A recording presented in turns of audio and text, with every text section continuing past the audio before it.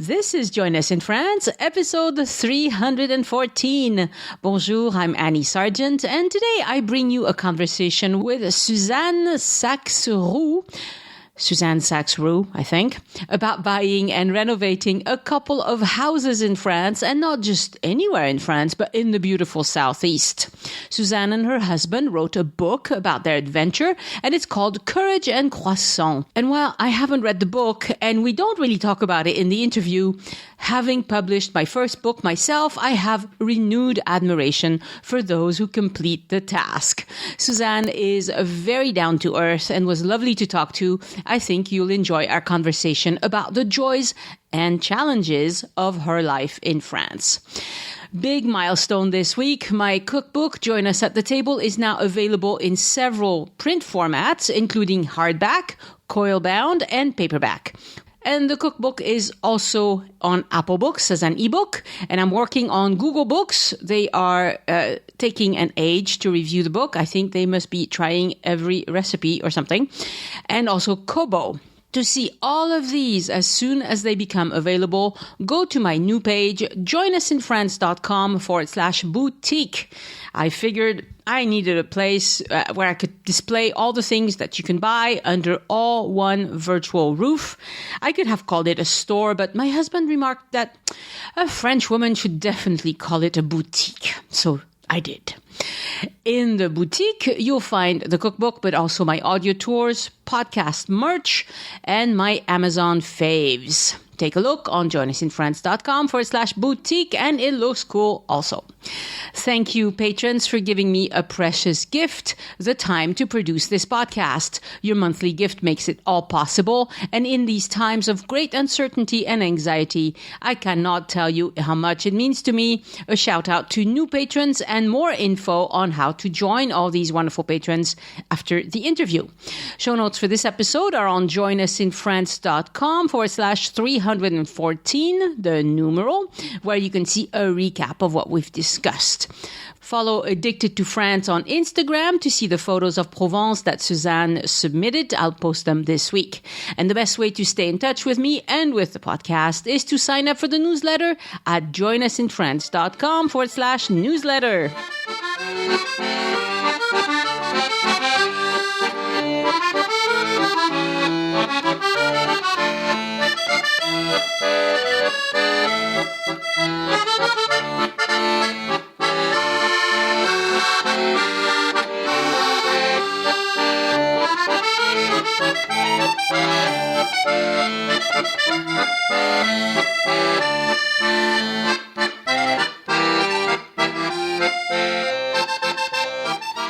Bonjour, Suzanne, and welcome to Join Us in France. Bonjour, Annie. I'm thrilled to be here. Yes, how nice to talk to you today. We are going to talk about your experiences purchasing and renovating homes in France, which you've done 3 times. So you're a pro at this, right? Yeah. I'd say a pro what not to do as well as what to do. That's okay. We want to keep it real here. So we want to hear about the good stuff and the bad stuff that you could have done better, probably. All right. Why don't you tell us a little bit about yourself? You live in France, right? Well, we just actually are moving here permanently now into our forever home. And we're from California, from Marin County, and have been back and forth and have had a home in France, for almost 30 years now. Wow. Yeah. What's the attraction to France? What's the connection to France? Well, 2 things. One is my husband's actually from Namibia in South Africa, and he's French origin. In fact, his last name is French, Roux. Yeah. And so his great grandfather and grandfather came from kind of the south of France, and so he had a love of it. And we met actually in Europe, and we had traveled a lot. We love to travel. And we came here on a couple-week holiday after we were married and fell in love with this one area in the south of France and just plunged in. So we and it became part of our life. What can I say? That's wonderful. All right. So what was the first place you bought in France? So in the first place was we were on this holiday in the fall And we'd probably been married maybe 4 years or so.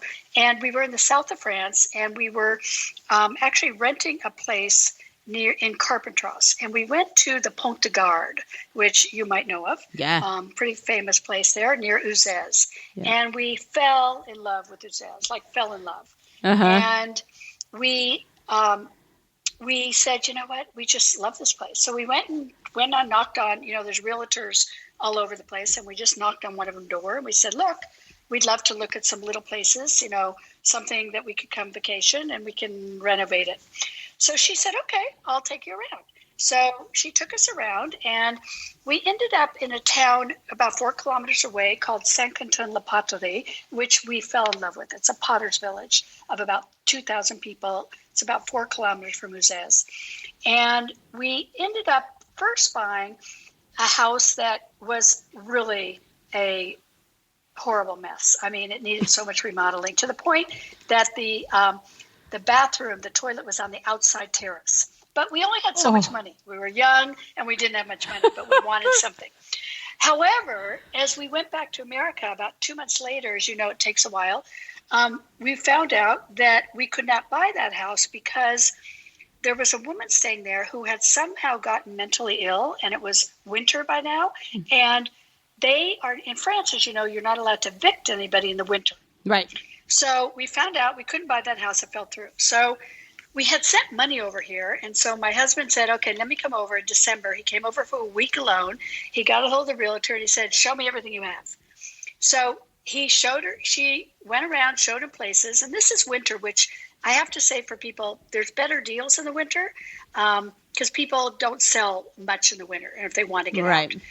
And she found this house in the middle of the village in Saint-Quentin, which we loved, which was a much better house, but needed a lot of remodeling. The people lived there for 30 years with 2 kids grown up and never did one thing. So you can picture that. Yeah. And this is an old village house. So, the bottom level is was a cove that was totally a ruin. For people who don't know, it really means basically you got to literally start from scratch. Right. And then there was a second level that needed, we never quite got to all the remodeling, but it needed a lot. And then there was another top level with 2 bedrooms. And so the realtor said, my husband goes, look, we only have so much money. Ask them if they'll take it. And she goes, no, they won't. He goes, please just ask them. You told me these people just bought a new house. They may need it. And lo and behold, the people needed the money because they had a balloon payment. And so we were able to get the house at a severe discount from which we were thrilled about. Yeah. So my husband signed the What year papers. was this? This is in 1990. I think 1990. Okay. Yeah, 1990. Okay. Somewhere around then. I can't remember now. So before the big real estate boom. Yes, this is in francs. Yeah. We paid in francs. Yeah. All of that, yeah.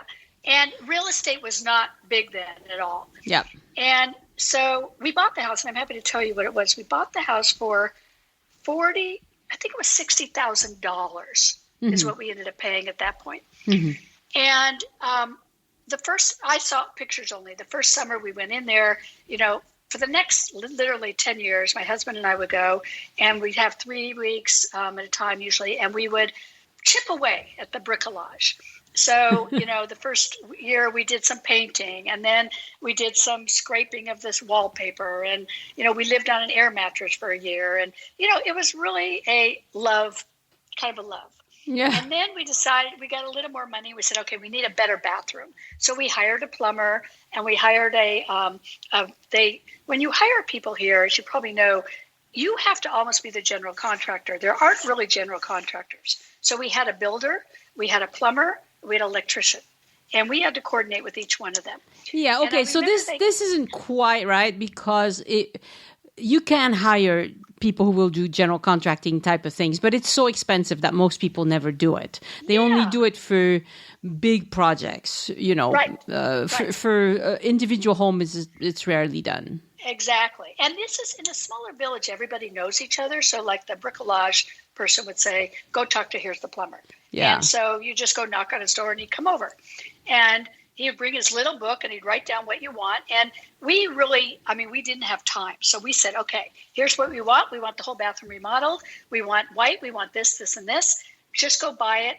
send it to us. And when we come back next, like May, we want it done. So they had like 6 months to do it with nobody in it. Right. And literally, they did an amazing job.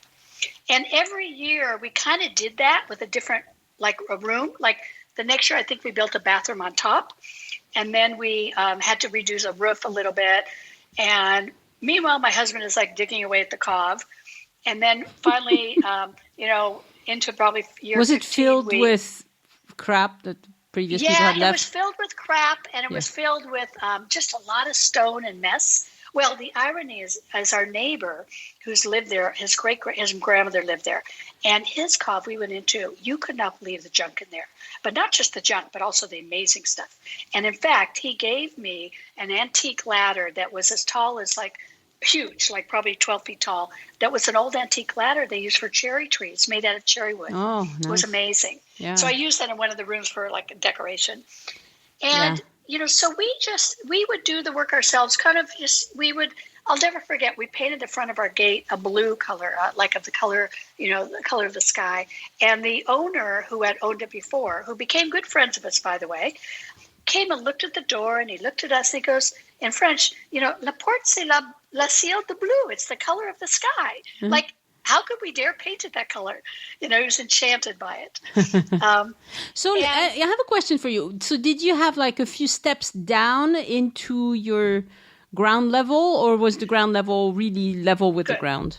No, we entered into it, and there was a courtyard, a small courtyard that you could put a table and chair out there, was that size. And then the cove was down there. And in the cove, there was actually 3 rooms, pretty large rooms. And this is where they had kept the animals before. But there was some plumbing down there. Yeah. And because our house is literally, it was across from the Marie. And then so this is an old maison de village with the ground level. It was for the animals, and then people lived above. Yeah, okay. Yes, and I think the ground level was like 1,100. Was built 1,100, and the top levels maybe 500 or something. So they built up. Mm-hmm. And then you went up some stairs in the courtyard, and we had a small terrace, but we did enlarge it. That was one of my requirements. So we enlarged it so we could actually sit up there and have a meal, and that was great. And they could do anything. I mean, these builders are amazing at figuring things out. We also had to build up a little wall because our neighbor could look right in us, and we wanted a little privacy. Yep. And so on the first floor was a kitchen, and it was a very, very basic kitchen, with the gas, nothing electric. It was with the gas container and about a farm kitchen table and that horrible crepey wallpaper, which... It took us 15 years to change it. I do not know why we waited so long, but I think we thought it was going to be too hard. And then we found somebody who said, I should just spray paint over it. And this guy did an amazing job. So was it called Goulette? It could be, yes. I can't remember the name now, but that old crepey that hurts you when you touch it is horrible. Yeah. And we painted that bright yellow, and we had a green closet. So we had big colors all over. It was like a canvas. But we decided, okay, we need this wall smooth. And this guy came and he just spray painted the whole thing. And we were like, now, why didn't we do this 10 years earlier? So we learned, and then there was a living room. He filled in the gaps, essentially, is what he did. Yes, exactly. Yes. And then there's a living room and a small bathroom. And the bathroom, this was the only one at a time. It was like big enough that if you sat in the toilet, you hit the knees of the person in the shower and the sink. So we actually took the shower out of there, and we built a bathroom on top where there was a landing. And I couldn't believe they could build it, but they could. As I said, we were shocked they could build anything. And then there's 2 bedrooms upstairs. And, we're surrounded by great neighbors, and we loved it. We loved this house. So we go every summer, and we go there sometimes in the winter. And then in 2000, we had our daughter, and in 2005, we decided to move there for 3 years. I had sold my business, and my husband was finishing his doctorate and was doing some research at the University of Montpellier. And so we lived in this place for 3 years, all year round. And that gave us a sense of what it would be like to live there all year round in this house. And what we found, Annie, is that we do not want to live in a house that faces north. Yeah. Because in the summer, that's good, but in the winter, it's freezing cold. Yeah. And so one of my criteria is, and no matter what I'd say to people, get a south-facing house. Yeah. no matter where you are, because it can get dark and cold. Yeah. And especially Maison de Village, I mean, you only have access to natural light from the front and from the very back, possibly. Yeah, we the were sides, on an alley. you don't have anything. Exactly. Right. Yeah, we were on an alley, so we had some light there. And then we also had an old garage door that went on the street that we turned into, we finally remodeled the cave completely and made it a bedroom and a bathroom and a office. And that was like another year. We planned it. We went away for 6 months. They came back and did it all. So, I mean, I don't know if we just had trusting builders, but you know, we had been working with them for like 15 years, and they did something little every year or two. And it was amazing how trusting they can be. Yes. Well, once you have a relationship with them, it's really not that difficult. Yes. And I mean, ironically, they would say, "Oh, pay us when you get back." I mean, that was like, okay. Yeah. And so we loved this village house, and we loved walking all over. We loved walking our daughter to school. And for people who are just thinking about buying a house, a village house is fantastic, especially if it's only part-time. And being able to walk everywhere, you know, is something that we love. But I really wanted a pool, and we wanted something larger and something that was going to give us a lot more sun, because sun was a major criteria of ours. Yeah. And so that was key. But this village in this area of Uzès, we fell in love with this. It's so... at that time, it was really not even well known and not crowded at all, but very artistic. And now Uzès has become much more popular. But it's really an amazing area in terms of having much culture and being less pretentious than, you know, Provence area. So this is on the Languedoc side, which is the other side of Avignon. Right. Uzès and Pont du Gard are in the Occitanie region. Which used to be called Languedoc. So the names change all the time. But right now it's part of the Occitanie region, it makes it a little tricky, because when people visit the Pont du Gard, they usually do it along with a visit to Provence.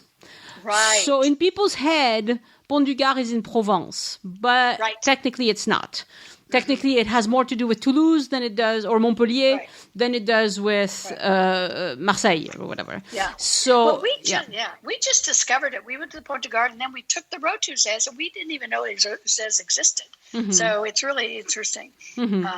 But it was really, you know, it was phenomenal. When we lived there 3 years, we really got to know people in the town, and I studied French, and we painted, and we, you know, really got into the nature and everything. It was just a wonderful opportunity. So are either one of you fluent in French?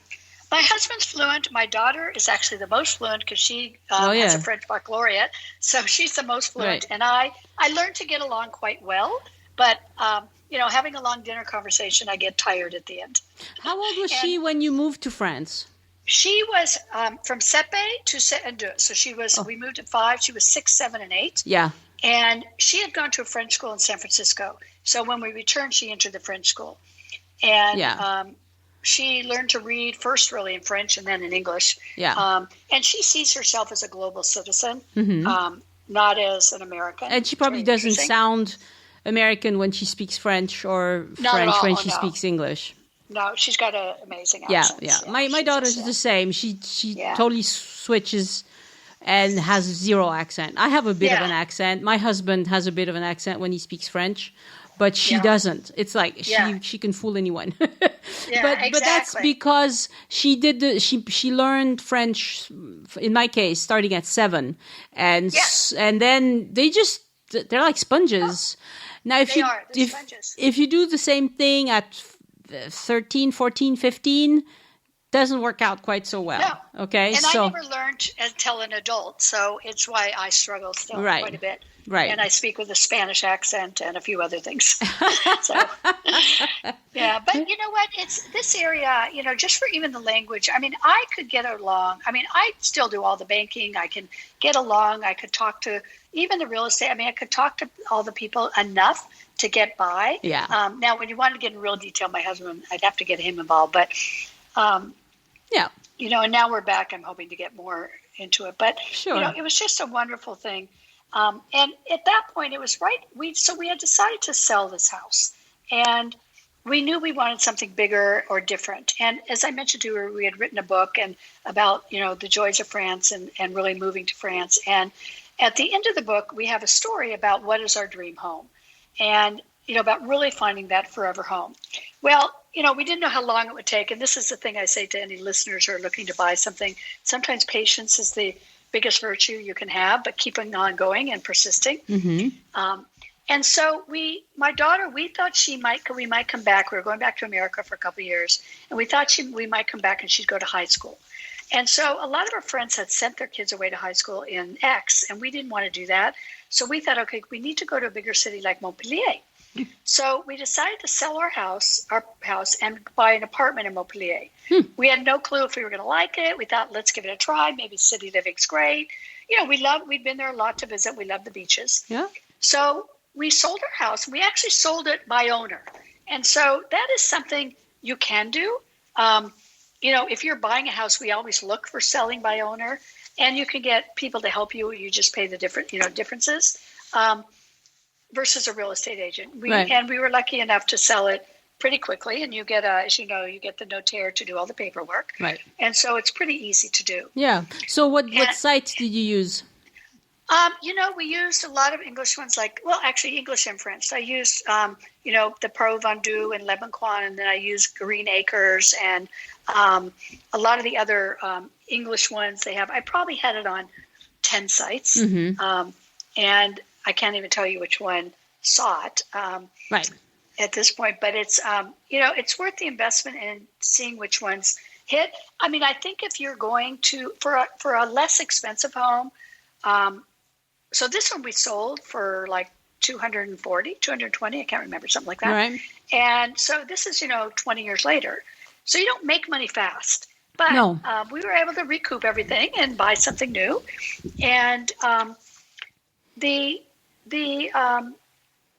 idea, though, of just it does take long. We thought it would take longer to sell our house, but I think because the houses under, I'd say under 250 sell faster than houses over 250. Yeah, they go like hotcakes. Exactly. On my street, there's a house that is pretty run down, and I actually called the realtor. The realtor had put up a sign because my sister was thinking, well, it was right during the confinement, when people had to stay in. She was in an apartment and she had to be inside so much. And so she thought, okay, I need a yard. I need a house with a yard. And so when that house came up for sale, even though it was pretty beat up, and I could tell from the outside even, I just called the realtor, and to me, they were asking $249, I think, for a house that's not real big and needs a lot of work. And I thought, there's no way I'd pay that much for that house.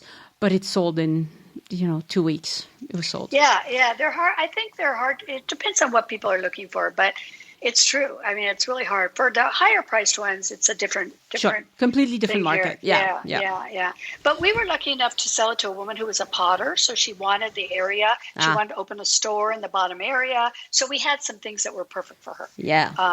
And that, because we're all around potters there, and it's a great area and great town. And if your listeners are looking for an area, Uzès is definitely a beautiful area to look in. It's gotten more expensive in the last 5 years, 10 years, but still less than like Nice or Caen or that area. Yeah, definitely. Yeah.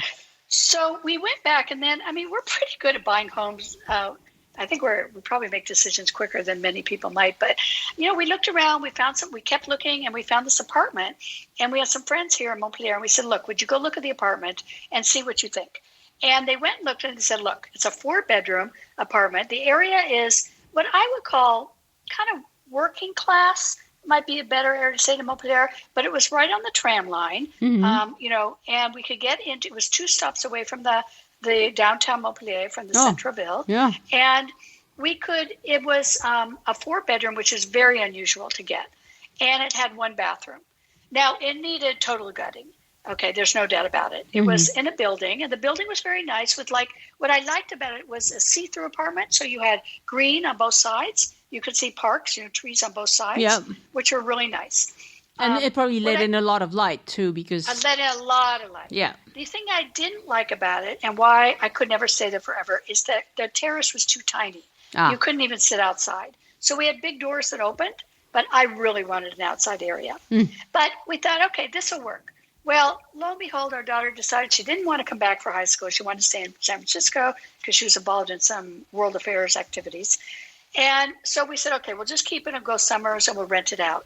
So we ended up, going there every summer, and we ended up renting it out quite well, actually, for both where we rented it out was on sabbaticals.com. It's for people who are staying there longer, for usually a lot of university professors. And we would rent it out from 3 to 6 months.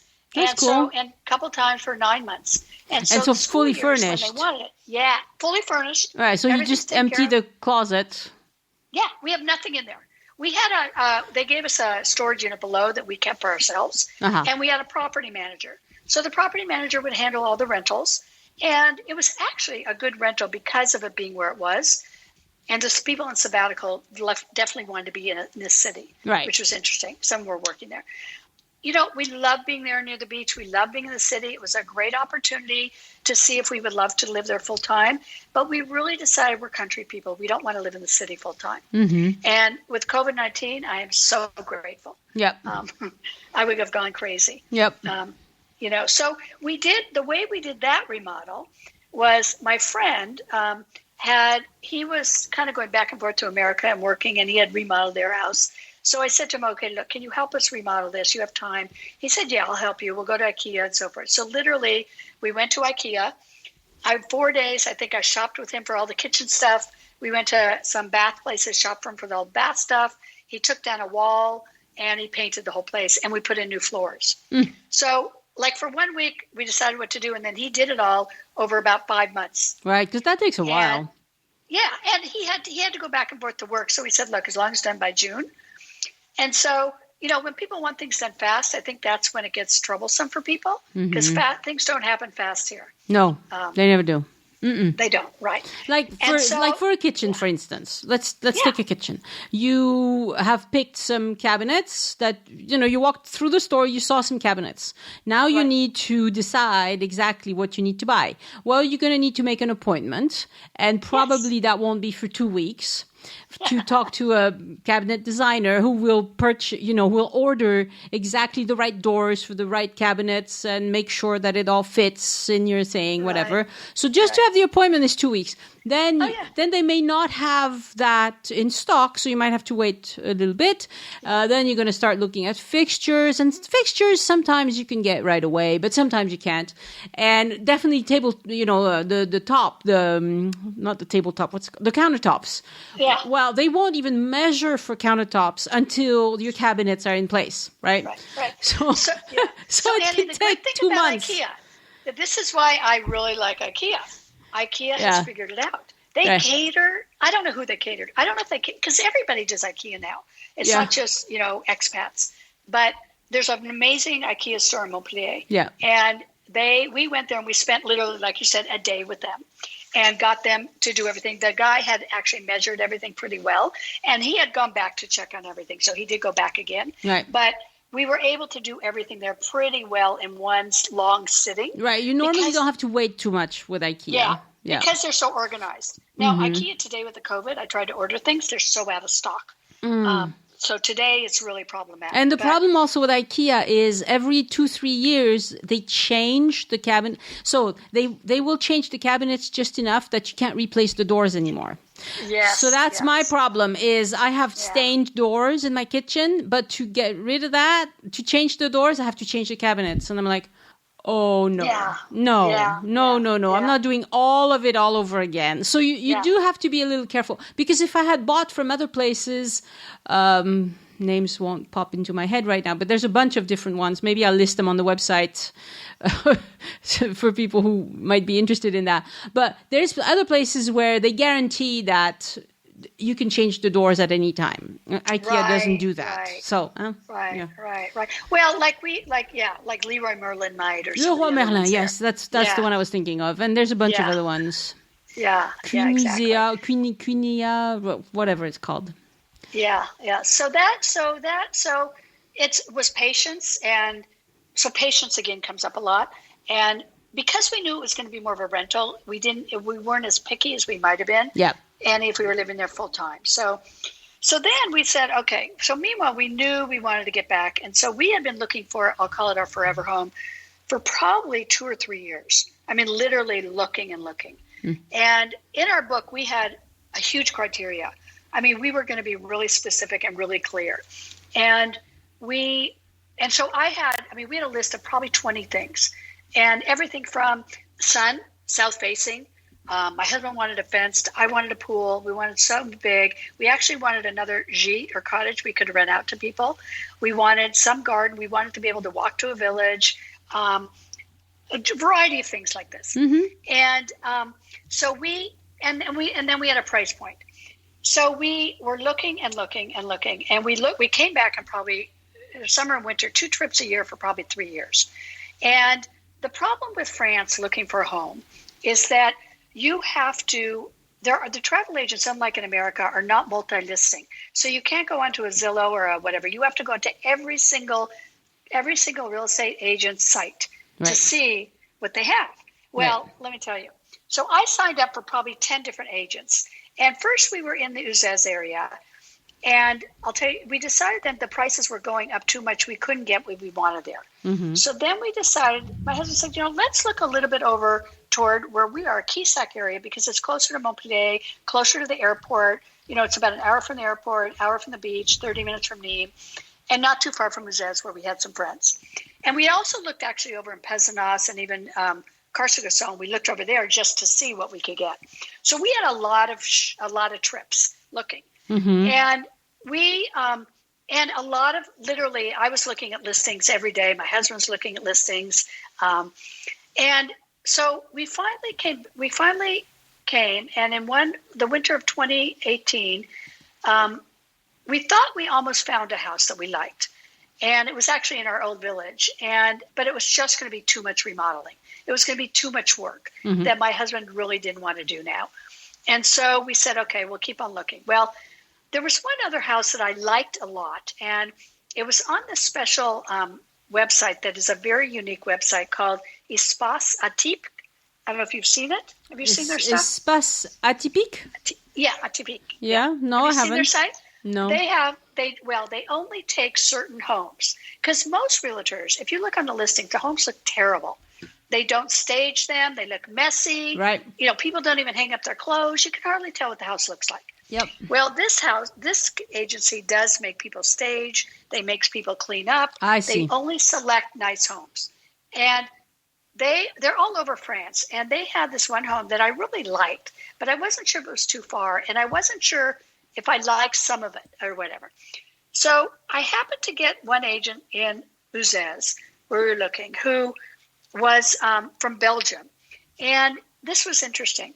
She really understood me as an American looking for a home, because I wrote to her and said, here's my criteria.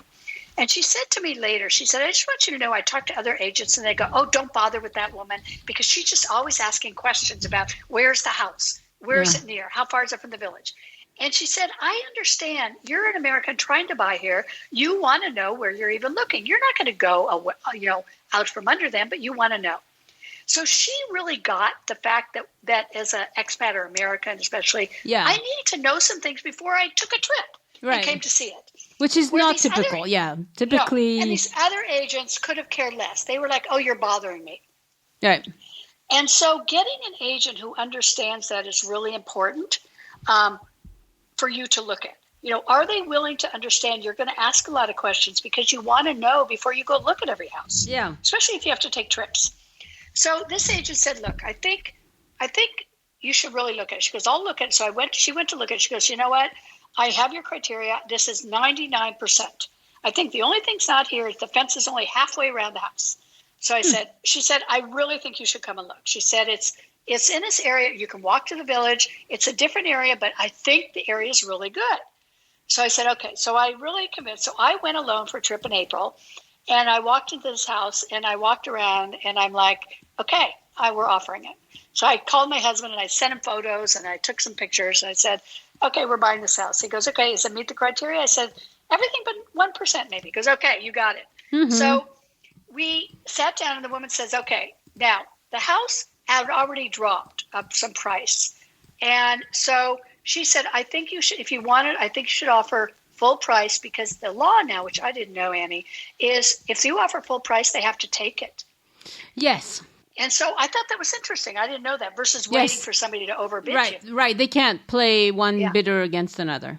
Right. Yeah. So I said, okay, however, I want a couple things. I wanted they had some very bright colored walls. So I said, I want every wall that's not white, painted white. And they had taken a bathtub out of the bathroom upstairs. And my family loves to take baths. So I said, I want them to install the bath. I'll buy the bathtub, but I want them to install it. Because he kind of works, he's a construction guy. So and also, if there are surprises, he's dealing with them. Yeah. Smart. And so they were able to do that. And we got the house right away. And so by July, I came back with my daughter and we signed it. And we signed the papers. And it's like our dream house. And it's like, it took us 3 years, though, to find the right place. We love the area. We're getting to know it. It's different than where we were, but we like the adventure of a new place, new places to visit, new hiking. We live like on a cul-de-sac, so we're not too far away from people, but we have a lot around. We have, privacy around us. So you're in Sauve, right? We're in Sauve, which is an amazing town. It would be amazing if there wasn't COVID, but there's 10 restaurants that are really good. There's the Mer de Rocher, a hiking trail through all the rocks of sea is right here. It's right below the Cevennes. Yeah. And near Quizac, another big town, and we're 30 minutes from Nîmes, an hour to the beaches, an hour to Montpellier. So really easy drive. Beautiful country. It looks like a pretty scenic village. This is not a maison village. This is maison a little bit outside of the village. So if the village is against the hill, there's a river. Kind of think about it, a river, and then there's a road, and then on the other side of the road is a hill that goes up, and we're on the other side of the road. Okay. And there's a bunch of houses up there. So I don't know how many there are. Maybe there's a couple hundred, but they're all spread apart, and there's a lot of privacy, and they're all different looking. So nothing's planned, as you know. But we wanted to be able to walk. We can walk down there in 12 minutes. No, it is planned. You said nothing's planned. It is planned. It's just that it's not like a developer that builds all the same houses. Right, that happens too. That happens too. But it doesn't have to be that way. Yeah. So like around where I live, it's the same. Every house is completely different. Like they all hire different architects and different everything. Yeah. So this house is our biggest challenge is the garden, because it's a pretty big garden, and we weren't here, and with COVID, it was a mess when we came back. Yeah.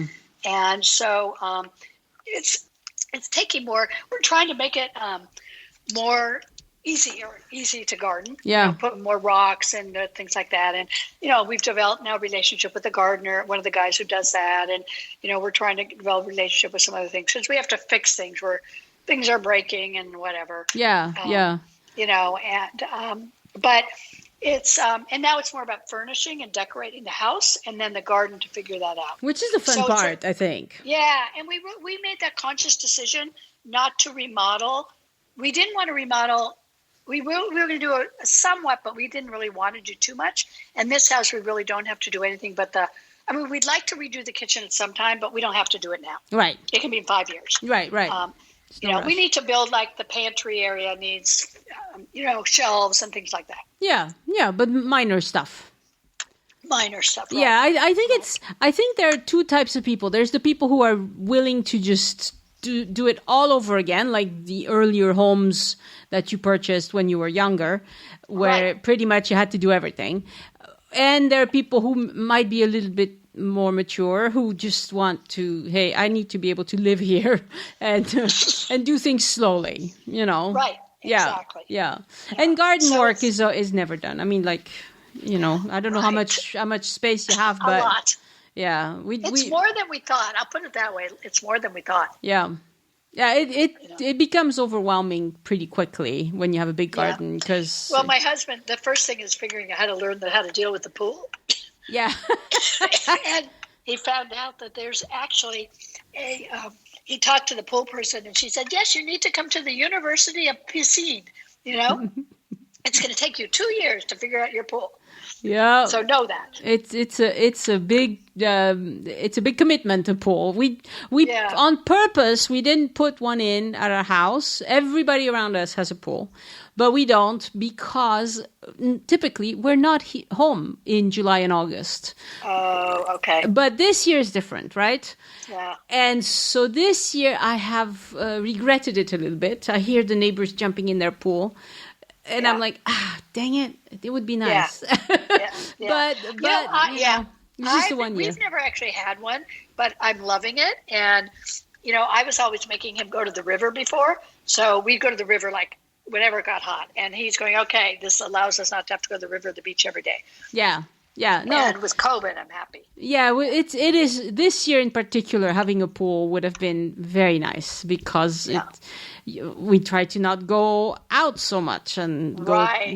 We try to not go to the beach or not go wherever. So limit the risk as much as possible. Right. Exactly. So yeah. But I think for people who are looking to buy, I think really an important thing is a really clear criteria. And so they can really, when they see things or when they look at magazines and look on the website, they can really decide, that and criteria like we wanted to walk to a village. People don't realize if you can't do that, you sometimes will feel ostracized. Yes. Like you always have to get in your car. And then, you get in the car and then where do you park it? Because in the middle of the village, it's not like there's a big parking lot, Yeah. So I really strongly suggest renting in any area you're looking at, see what it's like, get a sense of the villages, go around, hang out in them. You know what I mean? The other thing we did, you may laugh at this, but even we looked at what kind of politics were in certain places.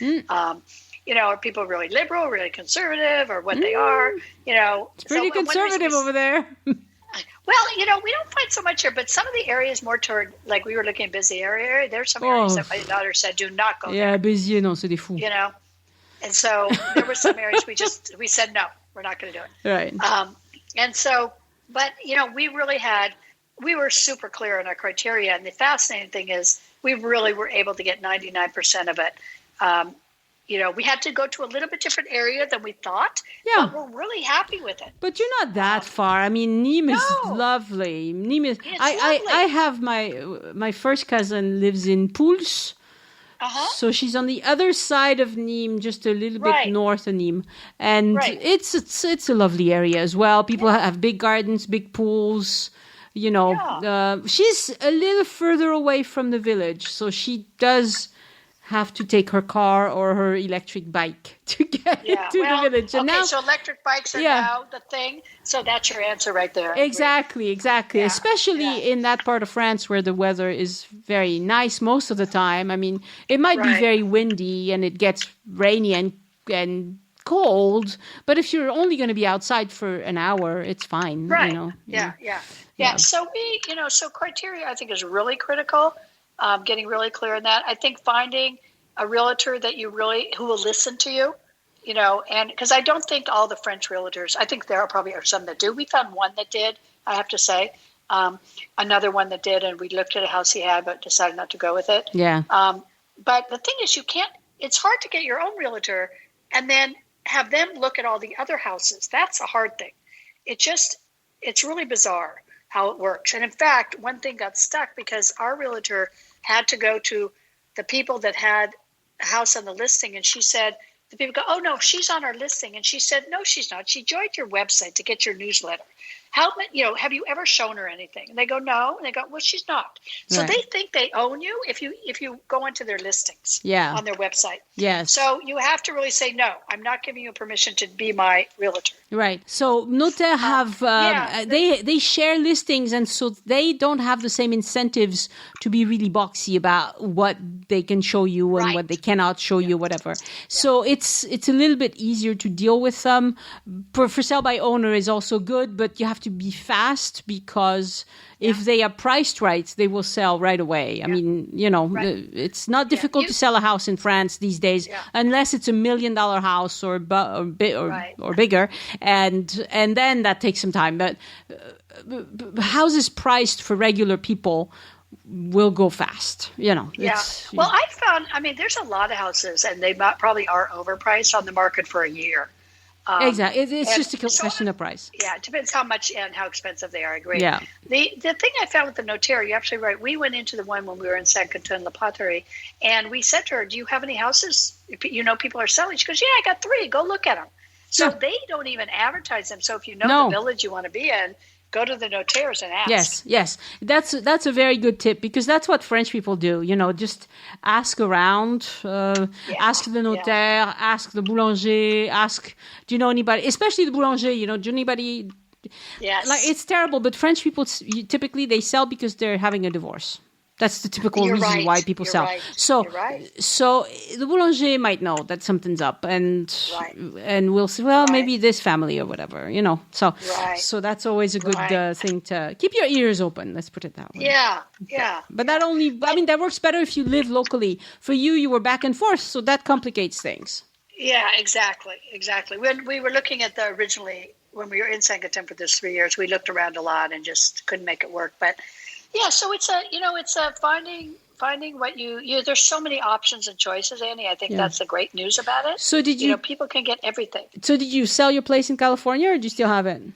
No. So what we did, so this is where the persistent long path comes. So we decided in 2-3 years, it must be 2017, after my daughter graduated the lycée, we sold our house, and we then rented a place in California, knowing we had the cash, because we know if we had cash, we could buy something quicker and faster. Mm-hmm. And so that we wanted to be ready when we knew we found the right house. Okay. So that's really what happened. That's really what worked for us well, in terms of that. Well, clearly you're not averse to moving. That's another big thing. Because you've moved a few times. I thought, I haven't realized how much I've moved. I'm not averse to moving, but it does take a lot out of you. But you're right. People who don't ever want to move, that would be hard. You're right. They narrow their possibilities a lot, and I'm kind of like that, so I know all about that. Yeah. We're a little bit adventuresome, I think. Yeah. Suzanne, thank you so much for talking to me. It's been very interesting, and you definitely picked a beautiful part of France to live in. So I hope it continues to fulfill all your wishes. Hello, you still there? Oh, I lost you right at the end. Yes. So I was just saying goodbye, telling you how much I've appreciated talking to you. It's been lovely, and I hope all your wishes come true. You've picked a beautiful part of France to settle in. Thank you. Yeah, we love it here, and all your listeners, come at least check it out. The whole area is absolutely beautiful. Yeah. So please come check it out. Yeah. Merci beaucoup. Good. Merci beaucoup, and thank you very much, Annie. Au revoir. Again, I want to thank my patrons for supporting the show and giving back. Patrons get several exclusive rewards for doing so. You can see them at patreon.com/join us. Patreon, join us, no spaces or dashes. Thank you, all of you, for supporting the show. Some of you have been doing it for many years. You are wonderful. And a shout out this week to new patrons, Ed and Carrie. I'm going to have to concentrate on this one. Olifirowitz. Forgive me, Ed and Carrie. Suzanne Krause and Tim and Marlena Wright. Thank you so much for becoming patrons and making this podcast possible. This week, I published a Patreon reward about the perennial question of air conditioning or no air conditioning while vacationing in France. There is more to it than meets the eye, and I wanted to talk about it because I hope you'll be able to come back to France starting in the summer of 2021. And I'd love for your next vacation to France to be so good that it will erase all the unpleasantness of 2020. There are some things I want you to know to help make it great. I also mailed cards to the lovely people who become yearly patrons. I hadn't spent 2 hours writing with a pen in a long time, and it shows. I did my best, but the penmanship is... yikes. Hopefully you'll be able to decipher my French longhand. Anyone who becomes a yearly patron gets a discount. So they make sure that I'm taken care of for 10 months, and they get 12 months of of patronage, and they also become eligible to get a card and a couple of gorgeous Join Us in France stickers that I'll keep doing because yearly patrons rock. And I've been cooking up a Christmas gift for my patrons as well.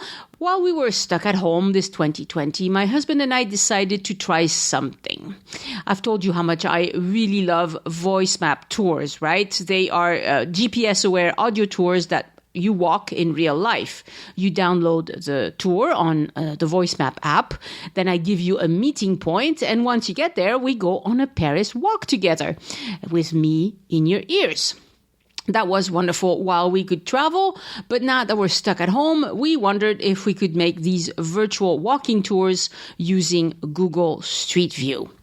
My husband David, being a developer, made it happen. He wrote an app that uses Google Street View and makes it possible for me to take you on a virtual guided walk in Paris, but this time with Google Street View images.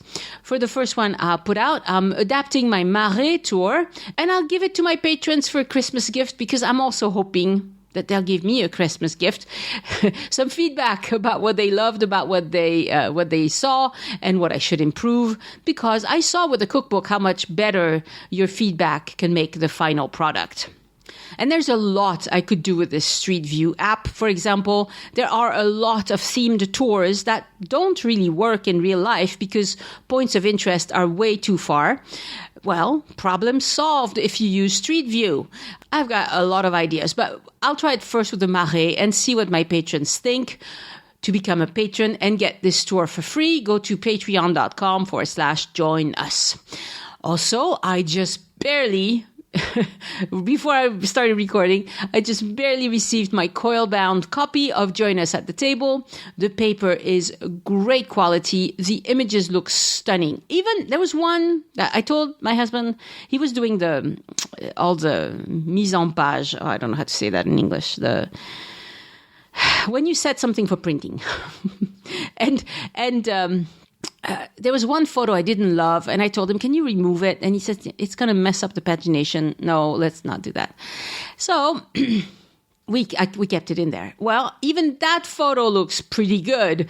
So it's a coil bound, so it opens totally flat. The print and the spacing between the lines make it so that it's easy to follow the recipe while glancing at it. You know, that's the way we cook. I mean, of course, you should always read a recipe all the way through first. But when you're cooking it and your hands are dirty, we glance at the recipe, right? I mean, that's just, that's why I was very particular about font size and spacing, and it looks great. The coil bound is cheaper than the paperback, and I got it within 5 days of ordering. I had been warned that print on demand takes a while, but it really didn't. I mean, 5 days, that's faster than the paperback copies I ordered from Amazon that I'm still waiting for. So way to go, coil bound from Lulu Printing. You win the race. For my personal update this week, I know you are going to be so shocked, but I stayed home all week. I went to the grocery store once and on my walk every day, but that's it. Yes, I cannot wait for a vaccine. The weather in southern France this early December is getting colder and rainier, but that's totally normal. Well, I'm glad something is normal about this year. One funny thing that happened is that I tried setting Swiffer the dog free on a walk yesterday. Let me explain, just in case this is your first time listening, that Swiffer is a dog. He's a hunting dog that's living with us temporarily. And so I'm just supposed to keep him safe for a few months. I'm so used to dogs that come back when I call them that I had worked with him on recall, right? And around the house, he did it great. Around the yard, he does it great. So I thought, okay, I got to try it outside. Let's give him some freedom. Yesterday, I had time. It was sunny. I had leftover chicken in my treat pouch. So I thought, if I don't try it today, I never will. So we walk on a path also where there are no vehicles within a couple of kilometers. So that was safe as far as that's concerned. So at the spot where I let my other two dogs loose, I gave them each a piece of chicken and unhooked him as well as the other two. He took one look at me and ran off. So I was expecting that. So I called him right away to see if he'd come back for another piece of chicken. He turned his head, which is a good start. He looked at me and at the chicken in my hand, but he said nope and kept running. So he's taken off before when we forget to close the gate. And I know that eventually someone will look at his dog tag and call me. So I didn't panic. I kept walking. I did my normal walk that we've been going on every day since September with his dog. I know that he knows the place, and I'm pretty sure he has the way home memorized by now. Either that or someone would call me, right? So by the time I was 2/3 into my walk, so that was about 40 minutes later, I got a call and a nice lady said, I have your dog. She actually found him in the spot where I had let him loose. So I asked her not to release him, or I know he would keep running, but she didn't have a leash. So she made her husband take off his belt and they used it as an impromptu dog leash. Most people around here are really nice. I'm very lucky to live in that sort of a community. Anyway, now I know that Swiffer cannot handle freedom. I know for sure. But I was correct that someone would call me and also that he was making his way home. So, but I don't want to try it again because it takes forever to go retrieve him. This time it didn't. This time it worked out, but sometimes it takes a long time to go retrieve him. Anyway, on another positive note, Swiffer has decided that sleeping on a dog bed is a good thing. Now, he will only do it on the one dog bed in the office, but he's really taken to it now. Living at a dog shelter for so long, because he was at a dog shelter for 5 years or something, he's used to roughing it. And also being a hunting dog, things proceed at their own pace in his head. But I'm tickled that in 1 year, because he was adopted a year ago, he went by a friend of ours. So he went from sleeping on the dirt in a kennel at the dog shelter to my friend's house, and now to my house temporarily. And he's caught on that this one dog bed is a-okay. How long until he figures out that other dog beds are okay too? Stay tuned. Like I said, he's a hunting dog. This may take a while. We've started making plans for Christmas, and we've decided to celebrate Christmas at my brother's house in the countryside with family. We are lucky in France that efforts to control the virus are paying off, and the rate of increase has slowed considerably. Having said that, getting together with a group without a mask is not entirely safe. So we're counting on luck, to tell you the truth. I would not do this if numbers of new infections were out of control, by the way. I think it's a reasonable risk for the situation as it stands today around Toulouse. It would be a reasonable bet many places in the world where the virus is under relative control. But if you're in the US, please don't follow my example because things are going to get worse before they get better over there. You do not want to catch this thing, especially now that there is a light at the end of the tunnel with vaccines. Okay, I gotta get out of here and walk them dogs before it starts running again. If you enjoy the show, introduce a friend to the podcast and show them how to listen. We're everywhere. Spotify, Amazon Music. You'll find Join Us in France anywhere you can stream audio. Next week on the podcast, an episode about La Route des Vins de Gaillac with Elise. So we'll be talking about the Gaillac wines and a lovely drive you can do to discover them and what you'll see along the way. Get planning your next trip to France because with vaccines, I think it's a safe bet that travel will be possible again by next summer. Send questions or feedback to Annie@joinusinfrance.com. Thank you so much for listening, and I hope you join me next time so we can look around France together. Au revoir. The Join Us in France Travel Podcast is written and produced by Annie Sargent and copyright 2020 by Addicted to France. It is released under a Creative Commons Attribution, Non-Commercial, No Derivatives license.